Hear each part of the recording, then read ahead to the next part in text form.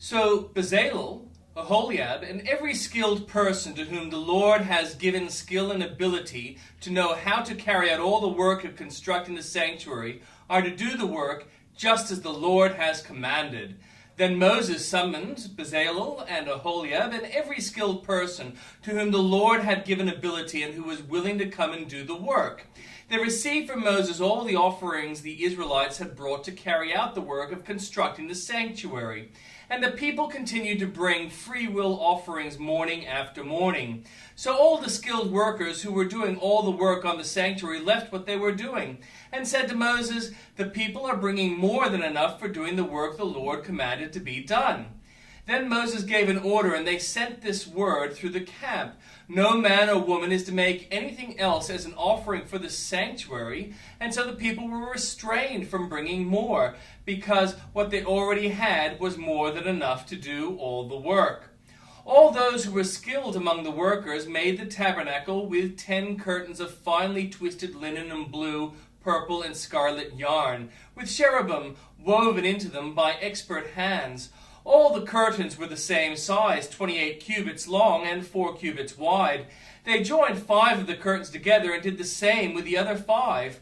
Then they made loops of blue material along the edge of the curtain in one set, and the same was done with the end curtain on the other set.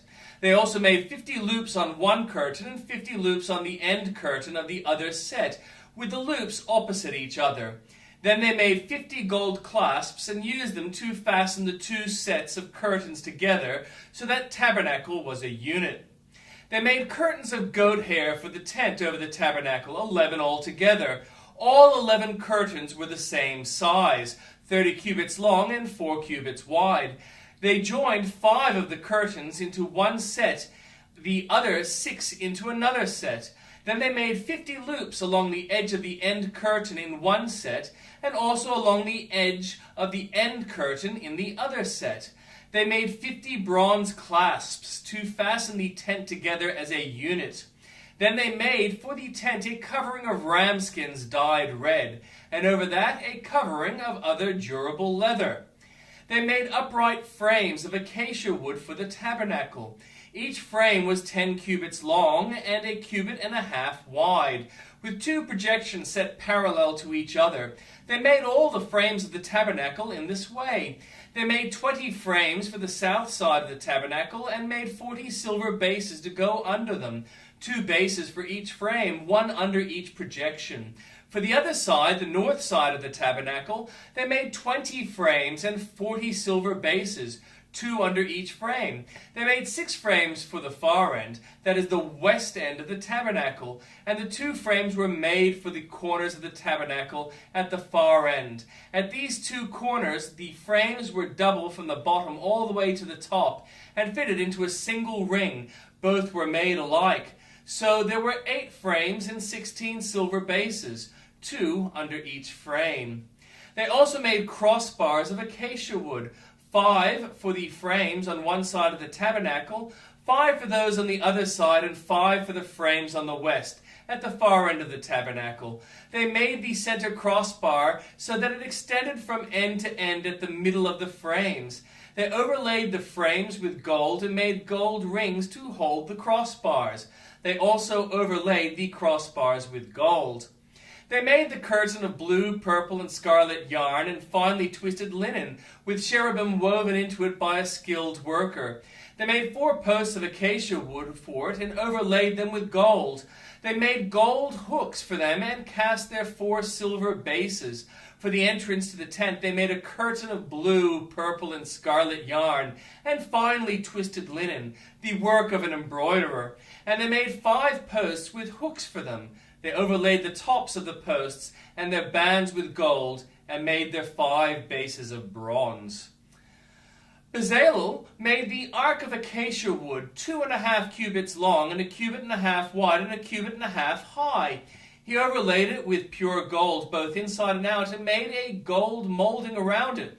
He cast 4 gold rings for it and fastened them to its 4 feet, with 2 rings on one side and 2 rings on the other. Then he made poles of acacia wood and overlaid them with gold, and he inserted the poles into the rings on the sides of the ark to carry it. He made the atonement cover of pure gold, 2.5 cubits long and 1.5 cubits wide. Then he made 2 cherubim out of hammered gold at the ends of the cover. He made 1 cherubim on one end and the second cherub on the other. At the 2 ends he made them of one piece with the cover. The cherubim had their wings spread upward, overshadowing the cover with them. The cherubim faced each other, looking towards the cover. They made the table of acacia wood, 2 cubits long, 1 cubit wide, and 1.5 cubits high. Then they overlaid it with pure gold and made a gold molding around it.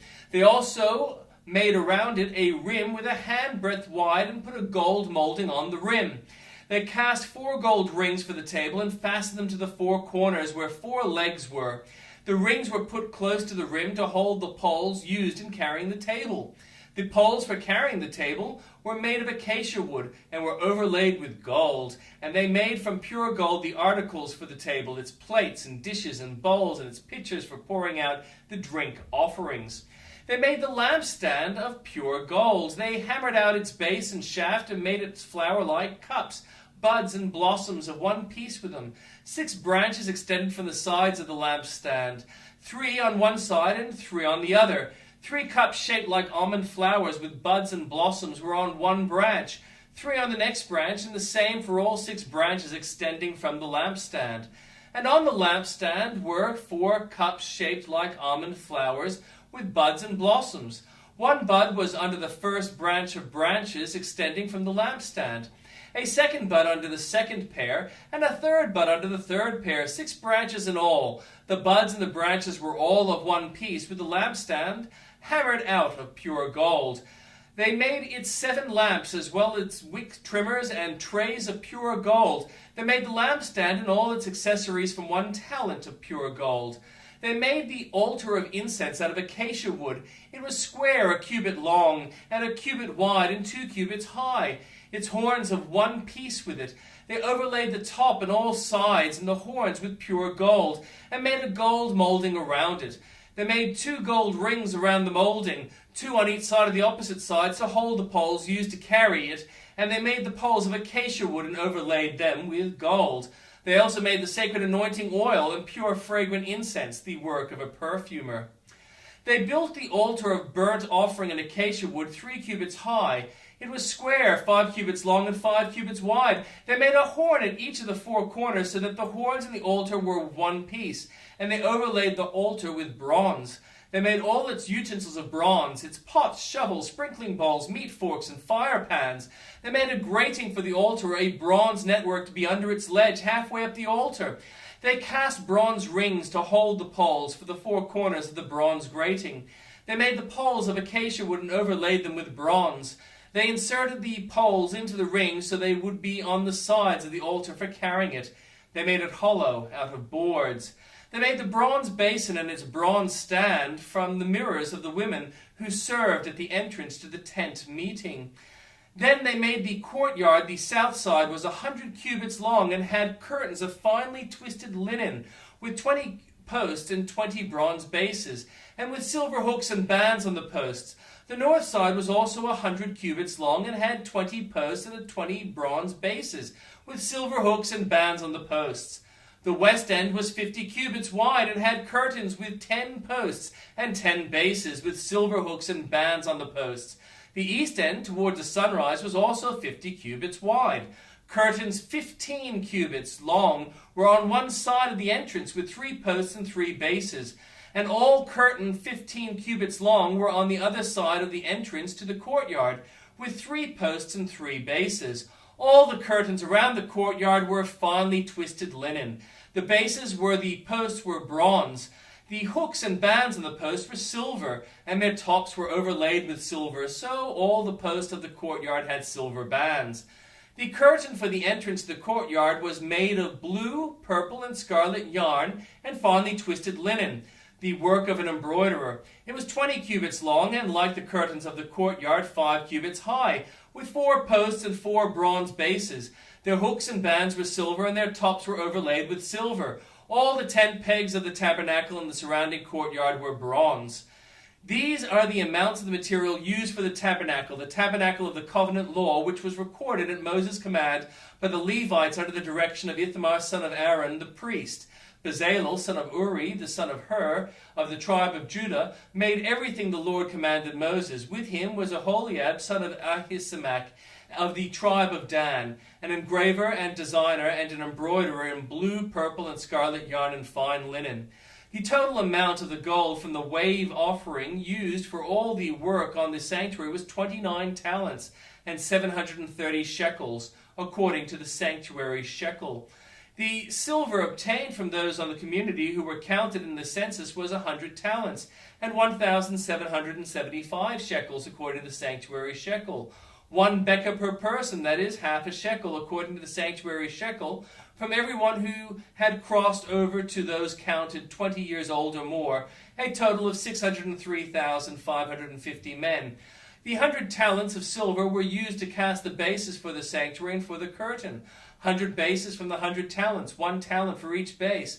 They used the 1,775 shekels to make hooks for the posts, to overlay the top of the posts, and to make their bands. The bronze from the wave offering was 70 talents and 2,400 shekels. They used it to make the bases for the entrance of the tent of the meeting, the bronze altar with its bronze grating and all its utensils, the bases for the surrounding courtyard and those for its entrance, and all the tent pegs for the tabernacle and those for the surrounding courtyard. The New Testament reading. Then Jesus said to the crowds and to his disciples, the teachers of the law and the Pharisees sit in Moses' seat. So you must be careful to do everything they tell you. But do not do what they do, for they do not practice what they preach. They tie up heavy, cumbersome loads and put them on other people's shoulders, but they themselves are not willing to lift a finger to move them. Everything they do is done for people to see. They make their phylacteries wide and the tassels on their garments long. They love the place of honor at banquets and the most important seats in the synagogues. They love to be greeted with respect in the marketplace and to be called rabbi by others. But you are not to be called rabbi, for you have one teacher and you are all brothers. And do not call anyone on earth father, for you have one Father and he is in heaven. Nor are you to be called instructors, for you have one instructor, the Messiah. The greatest among you will be your servant. For those who exalt themselves will be humbled, and those who humble themselves will be exalted. Woe to you, teachers of the law and Pharisees, you hypocrites! You shut the door of the kingdom of heaven in people's faces. You yourselves do not enter, nor will you let those enter who are trying to. Woe to you, teachers of the law and Pharisees, you hypocrites! You travel over land and sea to win a single convert, and when you have succeeded, you make them twice as much a child of hell as you are. Woe to you, blind guides! You say if anyone swears by the temple, it means nothing, but anyone who swears by the gold of the temple is bound by that oath. You blind fools! Which is greater, the gold or the temple that makes the gold sacred? You also say if anyone swears by the altar, it means nothing. But anyone who swears by the gift on the altar is bound by that oath. You blind men, which is the greater, the gift or the altar that makes the gift sacred? Therefore, anyone who swears by the altar swears by it and by everything on it. And anyone who swears by the temple swears by it and by the one who dwells in it. And anyone who swears by heaven swears by God's throne and by the one who sits on it.